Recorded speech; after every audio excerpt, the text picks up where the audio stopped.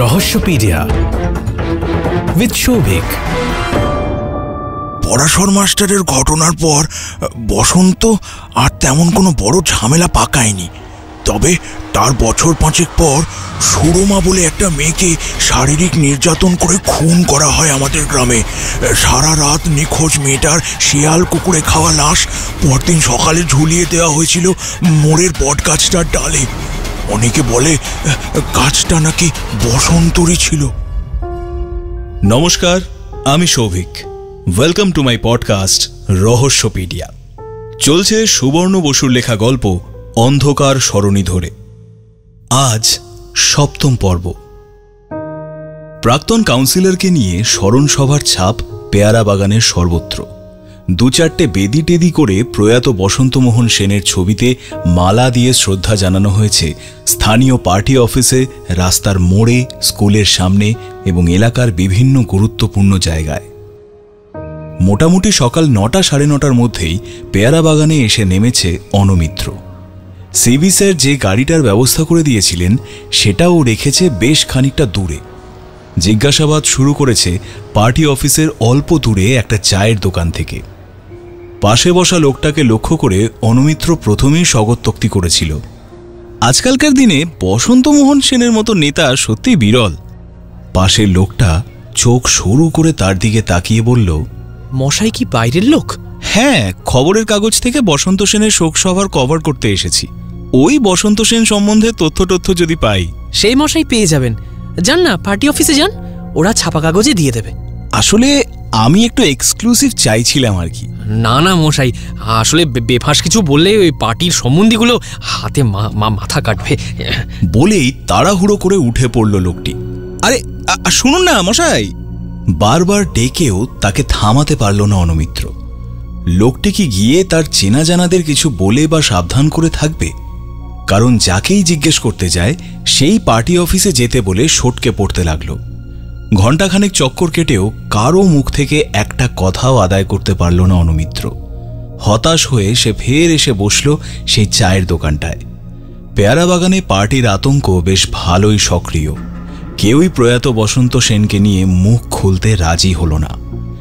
তাহলে কি খালি হাতেই ফিরতে হবে? চায়ের দোকানের বেঞ্চে বসে জলের জগটা নিয়ে বেশ খানিকটা জল খেল অনমিত্র। তারপর ভাবতে বসল যে কি করা যায়। হঠাৎ খেয়াল হলো চায়ের দোকানের মাঝবয়সী দোকানদারটি তাকে খুব সন্দেহজনক দৃষ্টিতে দেখছে। সে ক্লান্ত গলায় দোকানদারকে জিজ্ঞেস করল, কি দাদা, কিছু বলবেন? বসন্ত সেনের সঙ্গে রাজনীতি করত গ্রামের গোপাল তালুকদার। মতের মিল না হওয়ায় ছেড়ে দেয়। এখন নিজের বাড়িতে গ্রামের এক কোণে পড়ে থাকে। লোকজন এক ঘরে করে রেখেছে। উনি আপনাকে তথ্য দিতে পারবেন বসন্ত সেন সম্পর্কে। অনমিত্র একটু হলেও যেন আশার আলো দেখতে পেল। দোকানদার আরো বলল, বাবু, যে রাস্তা এসেছেন সে রাস্তা দিয়ে বেরিয়ে যান। ঘণ্টাখানেক অপেক্ষা করে পূব প্রান্তে ভট্টাচার্য পাড়ার শিব মন্দিরের পাশ দিয়ে ঢুকবেন। শিব মন্দিরের পর 2টো বাড়ি ছেড়েই গোপাল তালুকদারের বাড়ি। বাড়ির সামনে বড় বট গাছ আছে। আর দয়া করে আমার কথা কাউকে বলবেন না, গরিব মানুষ আমি। চায়ের দোকানের দোকানদারের কথা মতোই খুব সন্তর্পণে অনমিত্র এসে পৌঁছল গোপাল তালুকদারের বাড়ি। সৌভাগ্যক্রমে বৃদ্ধ গোপাল তালুকদার বাড়ির সামনে বাঁধানো বটগাছটার নিচে রোদ পোহাচ্ছিলেন।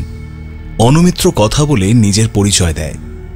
তারপরই অনমিত্রকে নিজের বাড়ির দাওয়ায় বসিয়ে কাউন্সিলরের আমলের নানা ঘটনা মনে করে অনমিত্রকে বলতে শুরু করলেন সেই বৃদ্ধ। সে আজ থেকে প্রায় 20 বছর আগেকার ঘটনা। জানেন বাবু, পরাশর মাস্টারের মতো ভালো লোক 2টো ছিল না। আসলে পলিটিক্স করতে রাজি হলো না বলেই ফেঁসে গেল। বসন্ত খেপে উঠল ওকে দলে আনানোর জন্য, ওকে দিয়ে প্রচার বাড়ানোর জন্য। তাতে যখন কাজ হলো না তখন স্কুলের ভিতর গুন্ডা ফিট করলো। হঠাৎ কাশি ওঠাতে বৃদ্ধ একটু থামলেন। তারপর বললেন, ছোট ছেলেদের গায়ে কখনো হাত তুলতো না পরাশর মাস্টার। ওর নিজের ছেলেও তো ওর ক্লাসেই পড়তো। বসন্তর গুন্ডা স্কুলের করিডোরে পরাশরের ক্লাসের একটা বাচ্চা ছেলেকে মারলো, আর দোষ গিয়ে পড়লো মাস্টারের উপর। বসন্ত ডেকে পাঠিয়েছিল ওকে, বলেছিল পার্টিতে যোগ দিলে রাতারাতি সব ঘটনা চাপা দিয়ে দেবে। রাজনীতি করতে রাজি হয়নি মাস্টার। বসন্তর পায়ে পর্যন্ত ধরেছিল মাস্টার, কিন্তু বসন্ত লাথি মেরে তাড়িয়ে দেয় মাস্টারকে। মাস্টারের চাকরি যায় বাবু, পেনশন বন্ধ হয়ে যায়, সকলে এক ঘরে করে দেয় মাস্টারকে। চরম অপমানে শেষে আত্মহত্যা করেছিল মাস্টার। আমি তখন গাঁয়ে ছিলাম না, পাশের গাঁ থেকে এসে সব শুনে অবশেষে বসন্তর সঙ্গে কাজ না করার সিদ্ধান্ত নিই। বলে হাঁপাতে থাকেন বৃদ্ধ মানুষটি। তারপর নিজেকে সামলে নিয়ে আবার বলেন, আমার সঙ্গে বসন্তের ঝগড়া হয়, আমি পার্টি ছেড়ে দিই। আমার পিছনে কম লাগেনি বসন্ত, আসলে ওপর মহলে সুনজরে ছিলাম তো, তাই আমি বেঁচে যাই। আচ্ছা গোপালবাবু, পরাশর মাস্টারের ছেলের নাম মনে আছে? তরুণ, হ্যাঁ, আমার খুব ন্যাওটা ছিল, পড়াশোনায় খুব ভালো ছিল জানেন।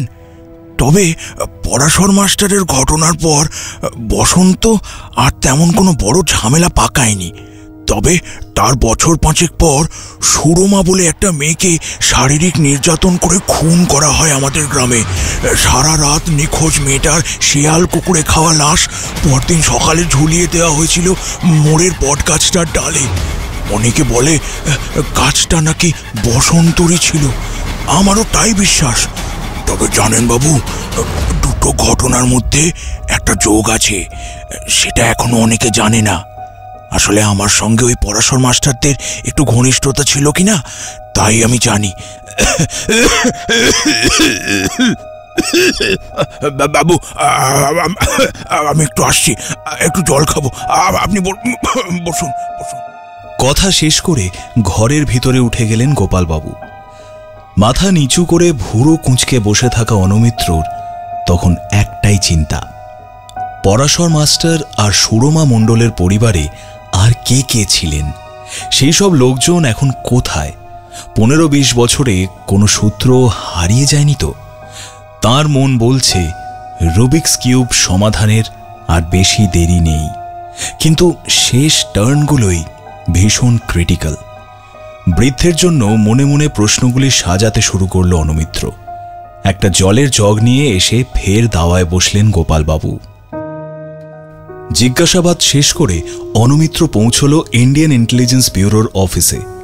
সেখানে বাপ্পা জানালো ক্যালকাটা ইউনিভার্সিটির রেজিস্ট্রেশন অফিস থেকে সে জানতে পেরেছে যে তন্ময় দেব নামে কোনো ছাত্র বিদ্যাসাগর কলেজ থেকে বায়ো জেনারেল বিভাগে পড়াশোনা করেনি।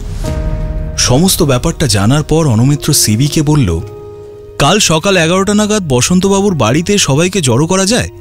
সবার সামনে আমার কিছু ক্ল্যারিফাই করে নেওয়া দরকার। যা যা পেয়েছি সেসব আপনাকে বলে দিলেই হতো, কিন্তু কয়েকটা ব্যাপার আমি নিজেই শিওর নই, সেই কারণেই আর কি।